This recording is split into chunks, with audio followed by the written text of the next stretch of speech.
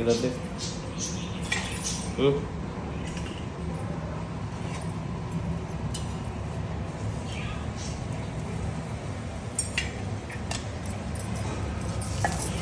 ये चल रहा है नाश्ता और ये सिर पे बैठे हुए हैं जानवर।